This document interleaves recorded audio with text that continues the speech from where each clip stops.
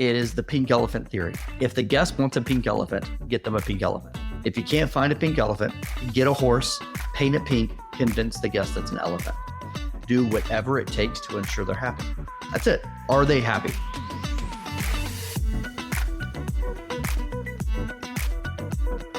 We are back. I am Chris Adams. You're listening to the Pink Elephant Podcast.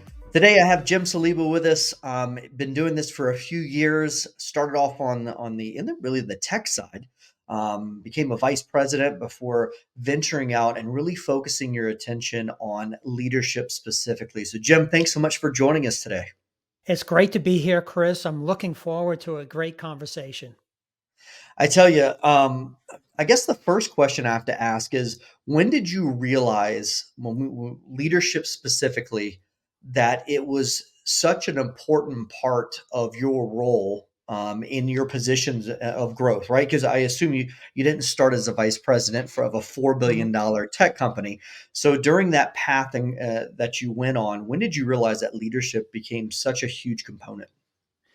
At one point in my career, after a big reorganization in the company I was with, I ended up being a manager, my first management role, but I had 3 teams under me. It wasn't like I went and had a small team and then grew. I was dumped into it, felt like jumping into the pool in the deep end all at once. And quite honestly, it totally scared me.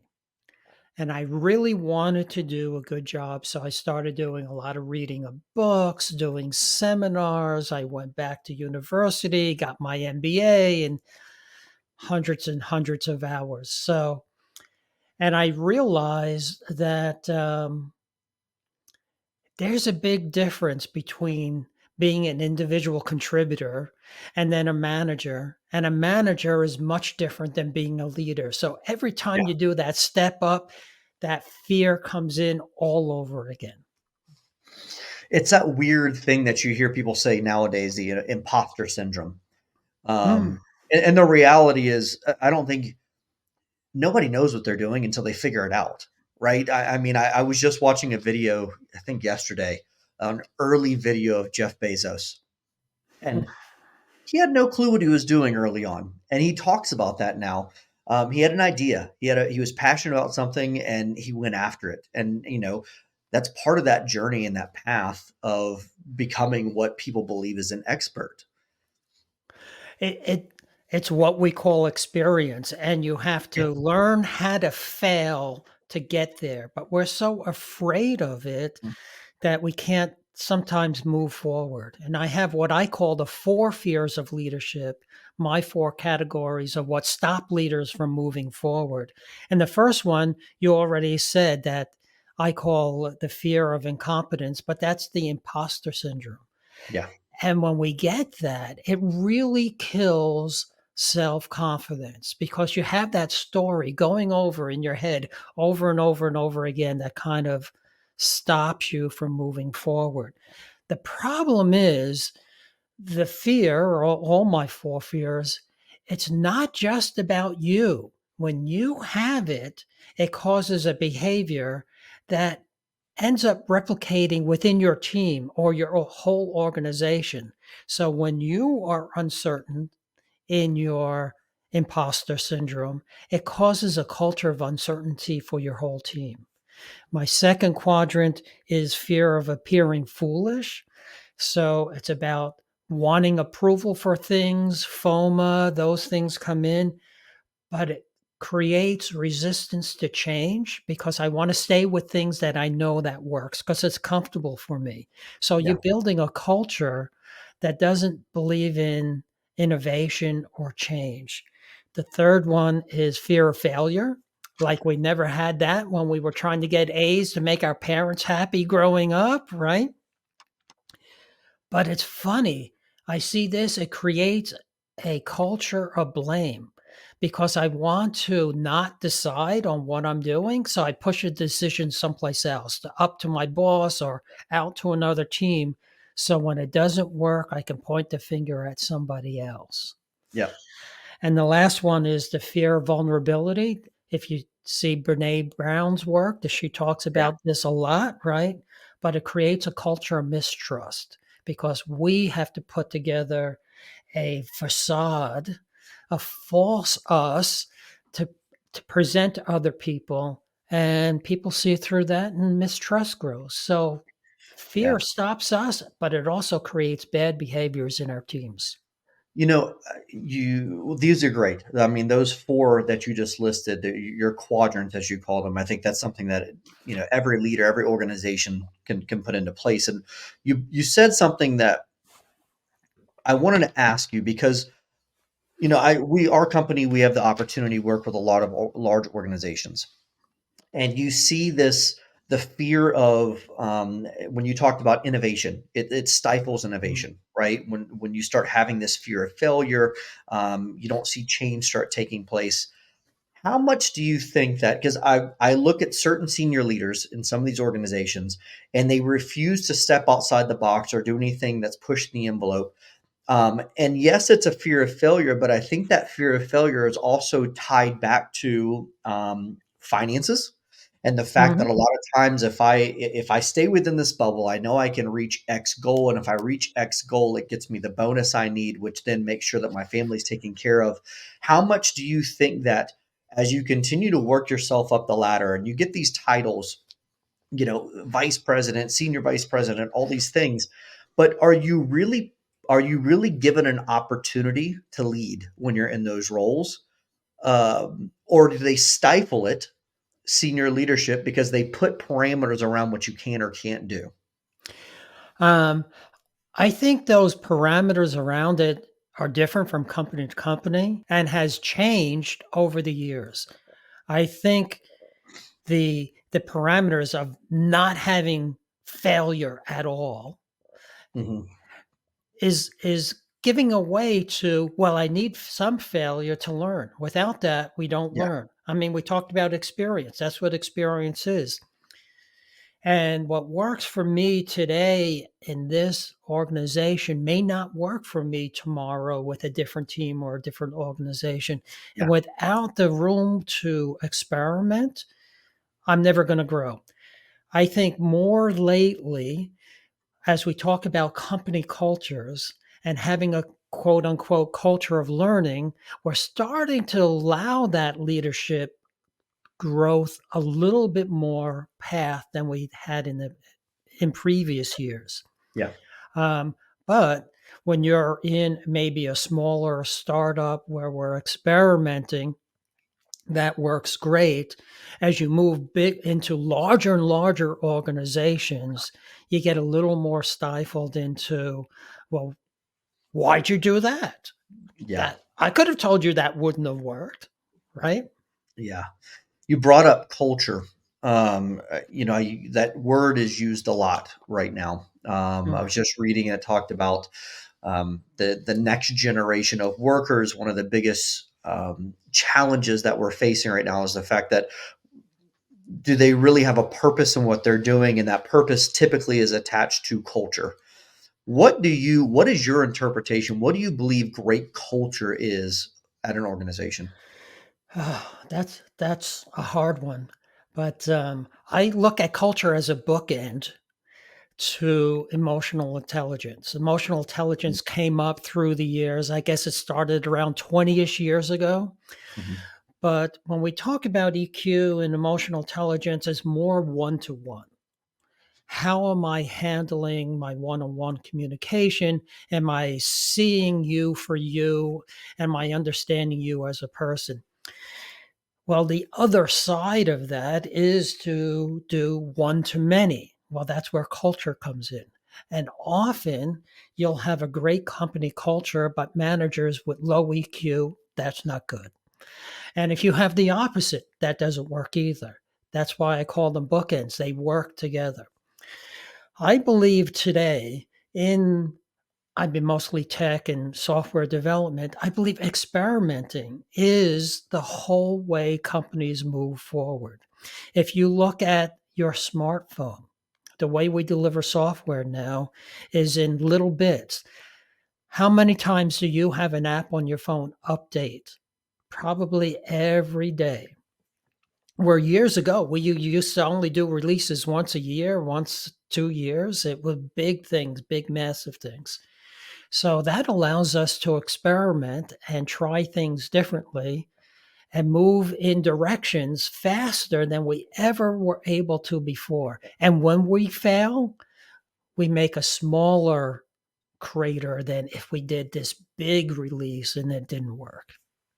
True. So, so culture of learning, culture of experimenting, I think is what companies need nowadays.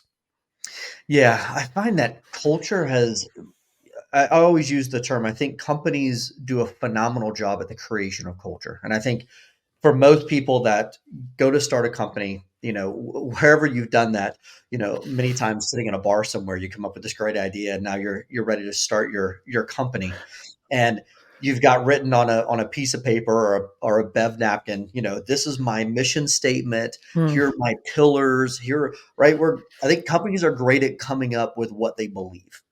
I think where we find the struggle is the cultivation of that culture. It's the day in and day out of we're great to talk about it. We hire mhm, somebody and in the onboarding process, HR does a phenomenal job of pushing out what the culture is of the company.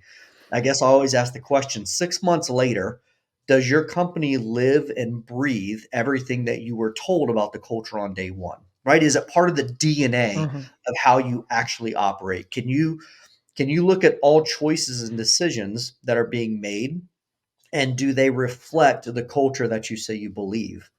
And I think that's where we struggle many times Mhm. as organizations is that day to day, are we really living what we say we are? Right. Right. Oh, right on. Because I can't tell you how many companies I talk to and they say, "Oh, I want to go and do this and change the culture and blah, blah, blah." And I'm like, okay, what is the outcome you're looking for? Why are you doing this? Mhm. Well, other companies are doing it. I feel I need to do it too. Well, that's not the reason to do Yeah. it. And I ask about mission statement and the pillars and their values and so on. They said, "Oh yeah, we did that with a consultant a few years ago." Right? And it went on a shelf. So what they say are their values and what they say is their mission isn't what happens in the day to day. So there's a gap Yep. between knowing and doing. And the companies that can bridge that gap, which is a lot of work, and it's Yep. work every single day. When you think you're blue in the face and you communicated it, you're just barely scratching the surface. It's a It's lot so of work. true. It's so Yep. it has to be literally a daily constant communication. And Mhm. I think why, in my opinion, of like you get to work with a lot of different companies around this. I think where the struggle is of companies really understanding the importance of it is most companies, especially nowadays, are driven off of a P&L, right? It's what Mhm. does the numbers tell me? And until you can attach culture, that how culture attaches itself to an ROI, and you Mhm. can say our numbers change because of culture, that's when it almost sadly, because we start doing it for the wrong reasons sometimes, but that's when the leaders of companies start to go, wait a minute, now it becomes really important to us because I can see how the culture starts to basically implement and Mhm. attach itself to the numbers, which is what is, unfortunately most important many times within these organizations. So that ROI piece is crazy important to the culture side. It is. If it's a business, so the finances are very important. Yeah. Um, I've been with a number of organizations, and when we're doing well, there's a lot of waste and bad things going on, and we just don't know it or realize it because the money's happening. Yeah. Soon as the economy changes or competition starts setting in, and we have to watch things and the money isn't there, we start seeing how much our culture of waste happens. And we say, oh my God, we've been doing it this way. How did we ever survive? Right? How did we ever get here? Um, but that's part of the whole culture of the organization and how it grows. But we can control that. Yeah. We can work with it. Too many companies allow the culture to grow organically and it grows on its own, and it probably in a direction that you really don't want. Yeah. If you stay on top of it and you work with it and you communicate it and continue and fill that knowledge to knowing gap, right? Um, you can build a culture that people want to be involved in. I was just on a phone call with someone who many years ago was doing a lot of employee engagement studies Hmm. and said, we get all this data and companies don't use it very well. Either it's incomplete, they take surveys, but they don't do really much with it. But we're entering a new era with different workers in our workplace, as I say, that have grown through Xbox and PlayStation and all that. We can use some of those gamification type mechanics in work to help keep our employees engaged, have fun, allowed to experiment, allowed to try things and say, oh, well, this one didn't work. Well, let me try that one. That will level me up. Yeah, it's funny you talk about employee engagement. I remember when I was on property, working for Ritz Carlton, and we would have our employee engagement survey every single year it was done. And I think back from when I was a line level employee to working myself up to become a leader to then becoming a senior leader. And the hey guys, big meetings, the employee engagement surveys coming up in the next month.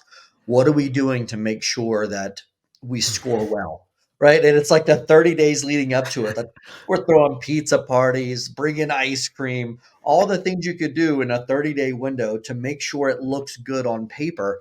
And now to get to this point in my career, and I'm going, man, talk about just a total miss on the purpose of it and why you want to have employee engagement, and what are you doing 12 months out of the year, not 30 days leading into a survey to Mhm. make sure it looks good on paper.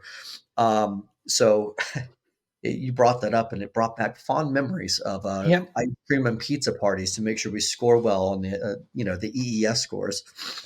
Yep. Yep. I remember that in those days too. More recent years, we would have an employee survey. But after that, there was a whole thing about okay, each manager, each group got their piece of it. Well, it was a whole thing. What are you doing now for Yeah. our next survey? So we were getting ahead of it. It was a little bit better, but it was still mostly about how do we make the number go up, Yeah. not well, how do we really get employees engaged?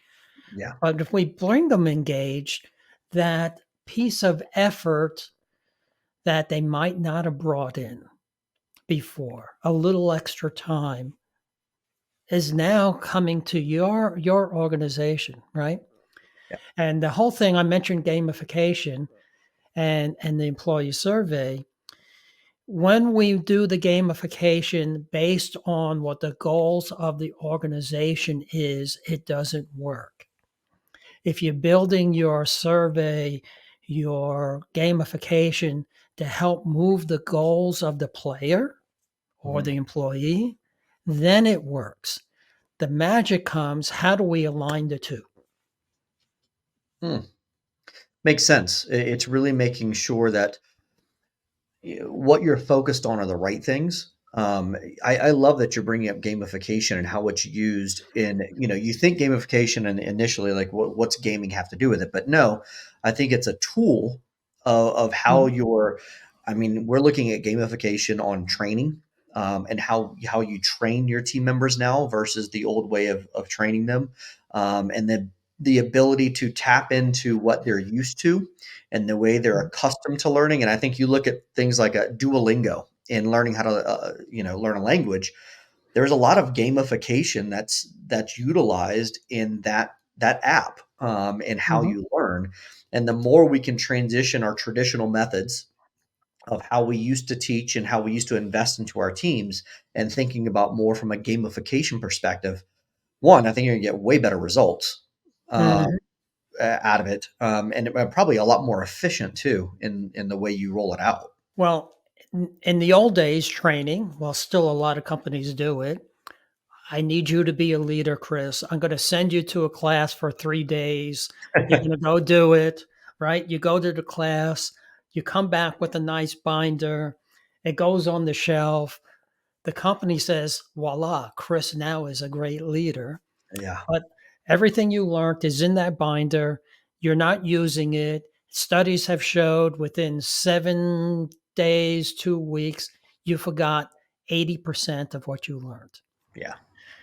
That's one of the reasons why I went into coaching, because coaching then takes it and has you use things, has you experience things, has you try things. Did it work for you? What didn't work? What are you going to try next? Right? That whole reflection, trying things and reflecting on it, is how we learn. When we were kids, elementary school, we were sponges. We just sat there, listened, and learned. As adults, we're experiential. We learn by trying things. If we can't experiment, if we can't try things out, we don't learn. I think this is such an important topic, and we could probably sit for hours talking about it, because I'll sit in meetings and we talk about, our consumers different now than they were 10 years ago, and everyone agrees Yep. with that statement. Yep. Um, but though you talked about change earlier, and how change is difficult from a human perspective, most human beings struggle with change just in general.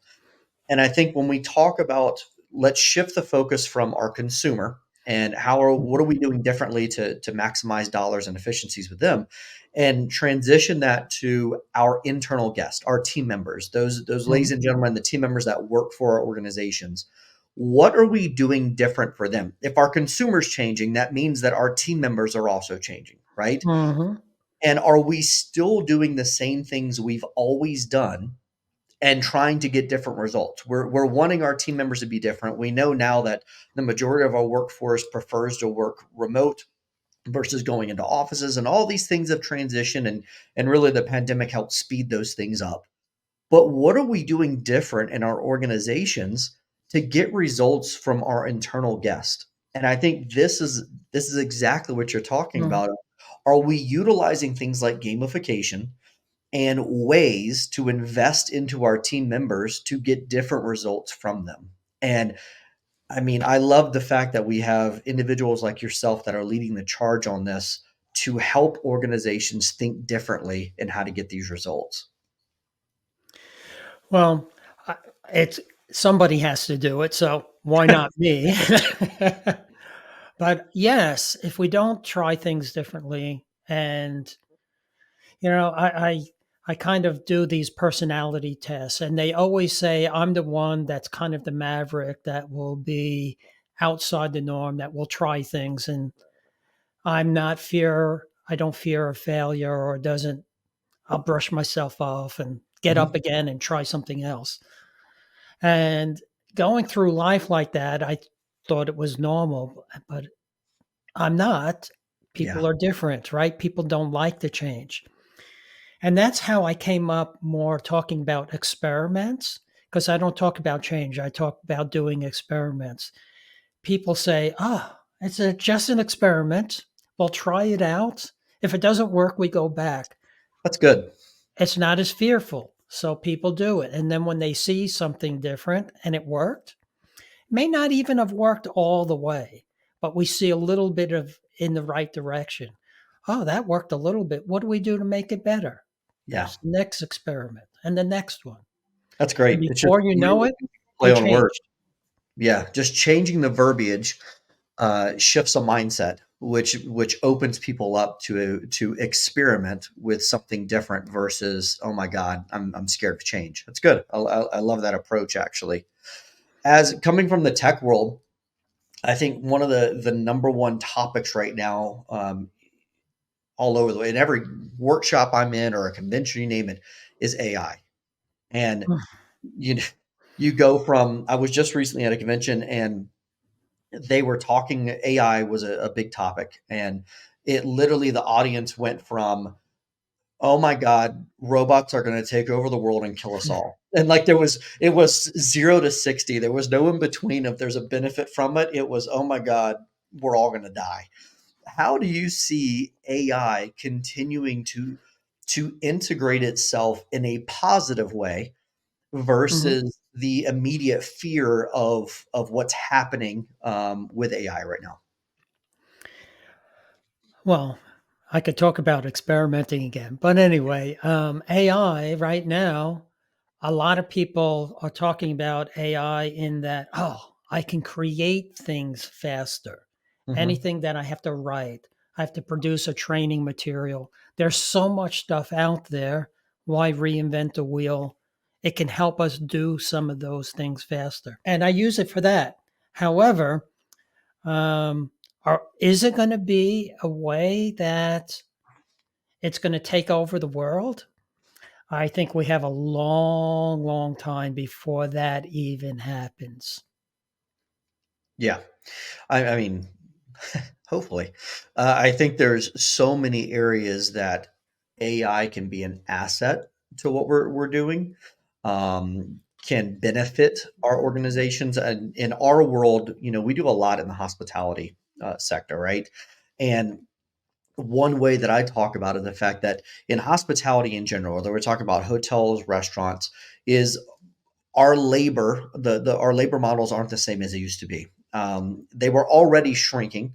Our owners were looking for more, so the response typically is cut. So we have a fraction of the number of people doing the same job, if not more, than we had before. And then the pandemic happens, which then cut that model even more. So I look at that and I go, okay, that's not going to change. Like, something's not going to happen where now owners like, hey, you know what? Bring on 50 more leaders into the hotel. Bring on 150 more. So, like, that's not going to happen. The labor model is what it is now. Yet we know the expectations of our consumer and our guest has actually increased from what it was before. So that's not normally it's not a good formula. Expectations are higher, yet the people we have to execute on them is lower. Like, that's typically not a winning formula. So I look at AI as an opportunity to say, where can I fill the gaps? Hmm. Where are those things that I know that I can utilize this technology to give time back to the team members that I do have so they can focus on the things that are most important? And I think that's where AI becomes a huge asset, if Right. we look at it the right way versus immediately going to, are they going to take over the world, and kill us? Well, if you look at how companies grow, there's a difference between companies growing versus companies scaling up. Growing is a model. You look at Uber, they only have one way to grow as a company, get more drivers. But you're not going to get one person driving six cars, right? That's how you would scale. In my organization, we would automate things, make QA easier, run automated tests, right? Do things like that where one person can now do more work. Companies can scale that way. Um, AI can help that happen, that scalability of different things.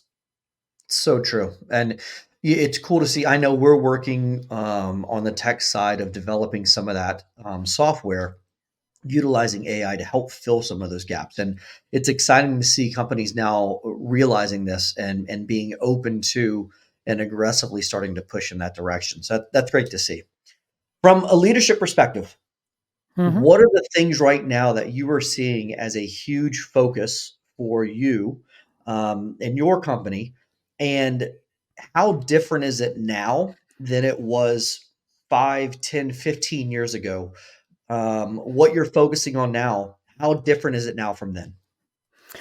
My biggest thing is I help leaders build better teams, grow better teams, have a vision and a strategy, being able to execute, having executive presence, all those things to grow better teams. I My mission, we talked about a mission statement, is to transform the world of work and make it better, a world that we want to be part of. I would say teams a few years ago, pre pandemic, are completely different than teams nowadays, post pandemic.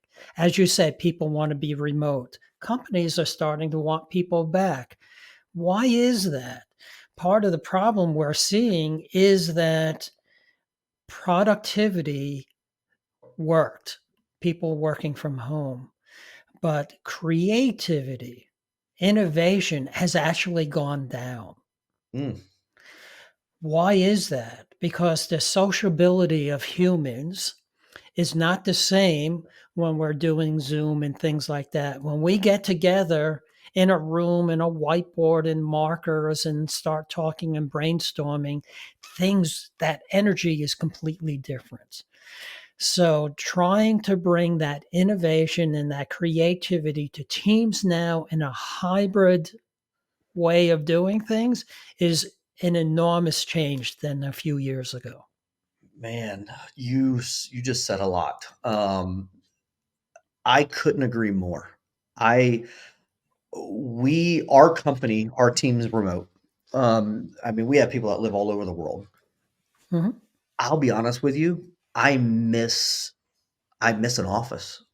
And what I mean by mhm, that is I miss walking into a space and having actual human contact with our team. And going into that room, like you said, with the whiteboards and all this stuff, to this day, when I'm able to be in the same space with our team members or some of our senior leaders, I get more done. I'm more creative just being physically with them. And mhm. I think that is a huge challenge right now is to figure out, and I love your continued thoughts on this, on how do you transition your team members that want to be remote and they enjoy being remote, yet we know as a company and an organization that we actually get better results when we're not Mhm. remote. How do you blend those two worlds to make it work where everyone's happy? Because look, at the end of the day, Yep.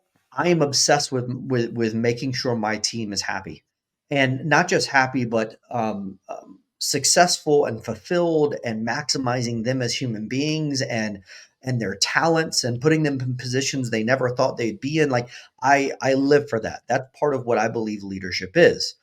At the same time, we still have to run a business, right? We Mhm. still have to make sure that the dollars and the revenues coming in to ensure that we can pay our team members and continue to grow and continue to hire more people.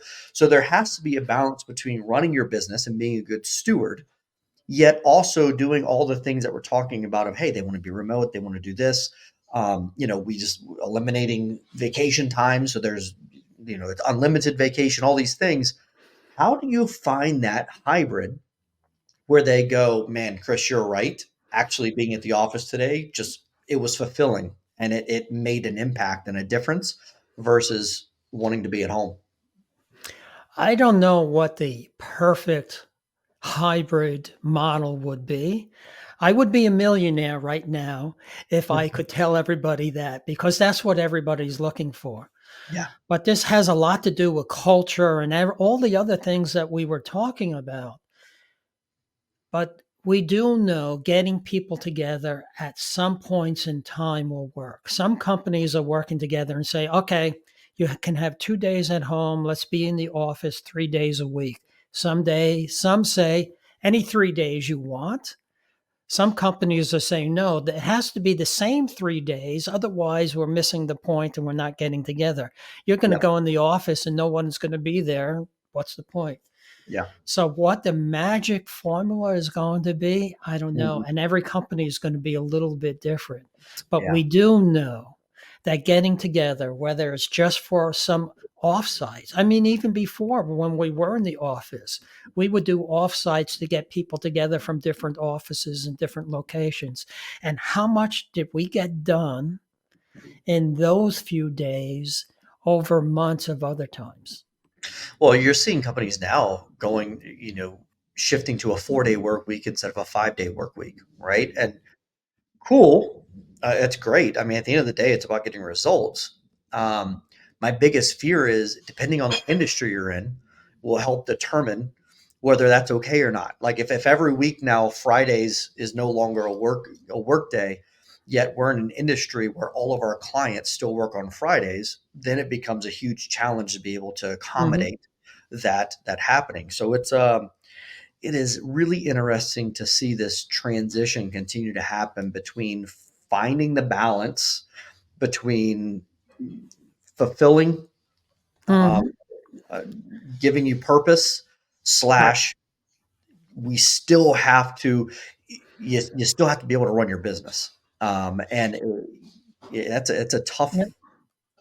tough to find. People, we're human. We're messy. There's Yeah, nothing neat and clean about us.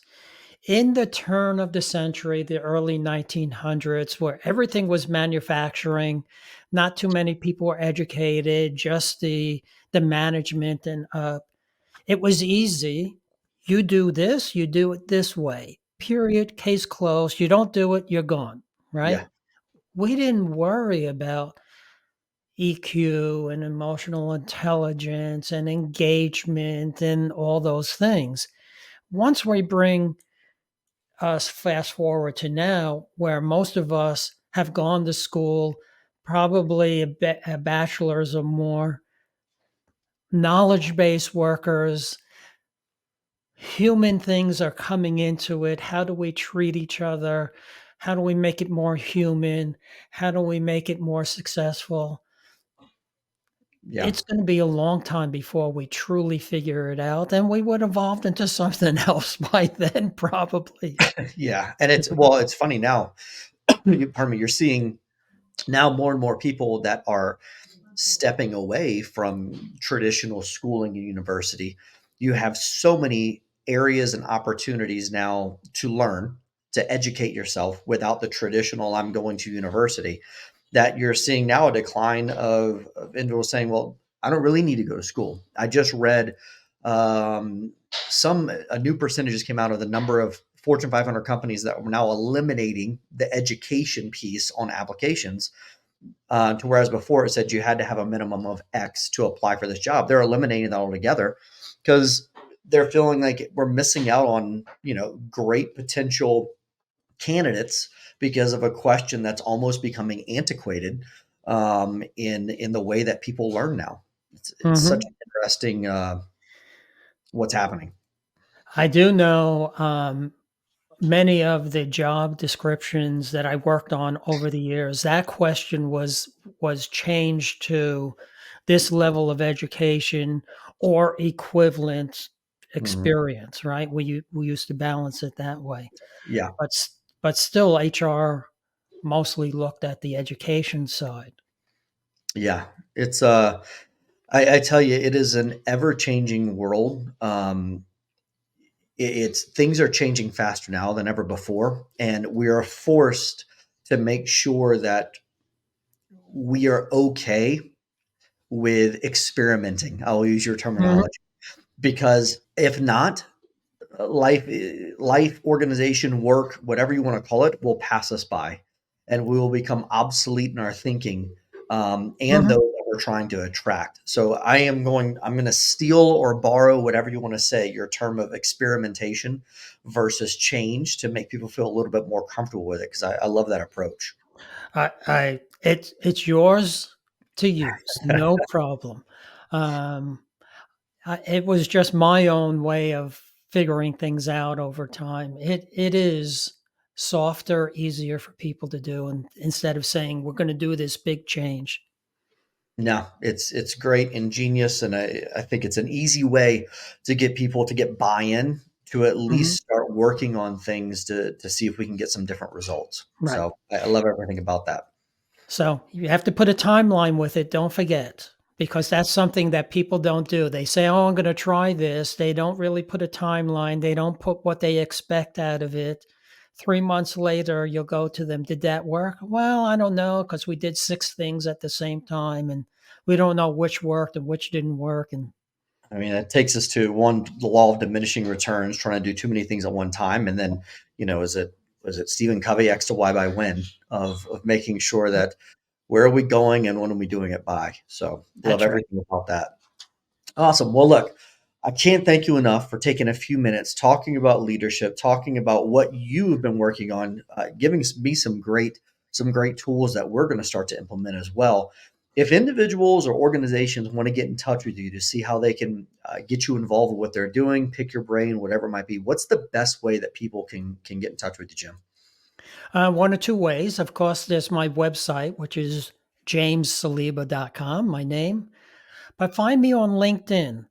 I use LinkedIn a lot. I'm there every day. And matter of fact, underneath my picture, underneath the headline, is a link to make a virtual coffee meeting with me. You want to spend 30 minutes and chat about your issue? Please feel free to do it. No sales pitch will happen. I love that. Are you, not to derail a little bit here, but how long have you been doing that? I've been doing it for a couple of years now, and some people have been taking advantage of it a little more now. I may have to kind of limit how many I do, but this is how I talk to people, how I get ideas. I And the love more people I talk to, the better it is. I'm not in that. an office anymore. Yeah, I know. And it's such a great way to take advantage of the tools that are out there with technology, social media, and LinkedIn's that weird business version of social media that really gives you an opportunity to connect on a business level with others. So I love that you're doing that. That's great. So everyone, please go check that out, whether it's through his website, jamessaliba.com, or like he said, through LinkedIn, and it, do it now before he starts changing things and you don't have as much access to him. Go book your coffee talk session with Jim now. Thanks everyone for joining us. I am Chris Adams. You've been listening to the Pink Elephant Podcast. Please click that button to subscribe to us. You can find us at our website, ellisadamsgroup.com, or you can find me on social at chrisadams.official. Thanks everyone for taking some time today, and we'll see you next week.